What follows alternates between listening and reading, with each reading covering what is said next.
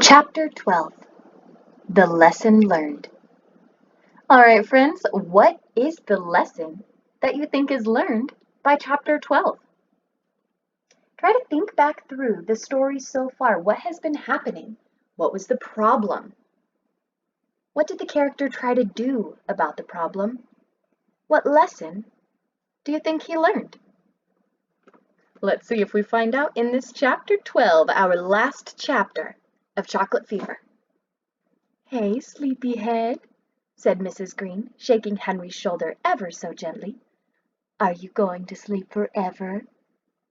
Henry stretched and yawned, smiling up at his mother. It was good to be back in his own bed, good to be where he belonged. It was Sunday in the Green household. In fact, it was Sunday all over the world. And in the dining room, all the Greens were having a late and lazy breakfast. "If you can shake a leg just a little," Mrs. Green went on, "I think we might manage to have some pancakes ready for you, dear, just the way you like them."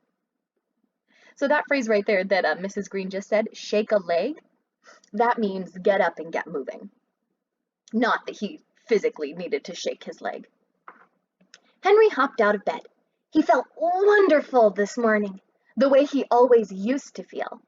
He brushed his teeth carefully and paused on his way to the breakfast table, only to make a few ugly faces at himself in the mirror. With all those big brown spots gone, forever, he hoped, he didn't look half bad, except when he crossed his eyes. There was a big greeting for Henry when he sat down at the table.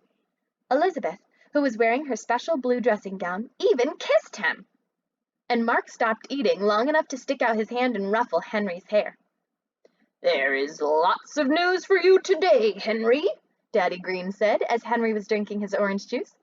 "The company that makes all those candy bars sent me a letter. They want to give you some kind of award for helping to foil that hijacking." "Really, Dad?" said Elizabeth. "That's super."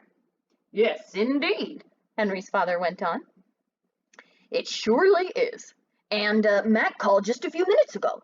Wanted to know if we would go over to his house tomorrow and have dinner with his family." "Could we, Dad?" asked Henry. "Gee, that's swell." "Right, son, we certainly can. And Nurse Molly Farthing is dropping by this afternoon just to say hello. And there's even more news." "Oh, my goodness," said Mrs. Green on her way to the table with Henry's pancakes. "Everything seemed to happen at once to our Henry. Dr. Fargo wants to see you after school on Monday." "Do I have to?" said Henry. "Yes, you have to," Daddy Green said. "Okay," said Henry, although he didn't like it. "He's a good doctor, dear," Henry's mother said, "and if you like, I'll go with you." "Now, here's your pancakes," she said, as she placed a steaming stack before Henry. "And, for a special treat, just this once, I have your favorite chocolate syrup." Henry's face lit up. His hand shot out and took hold of the syrup pitcher. But just as he was about to pour the sweet brown mixture over his pancakes, he changed his mind. "You know what, Mom?" he said. "Just this once, I think I'll skip it. Plain old maple syrup will do." The family stared at Henry, as well they might. It was the first time they had ever seen Henry turn away from something that had to do with chocolate.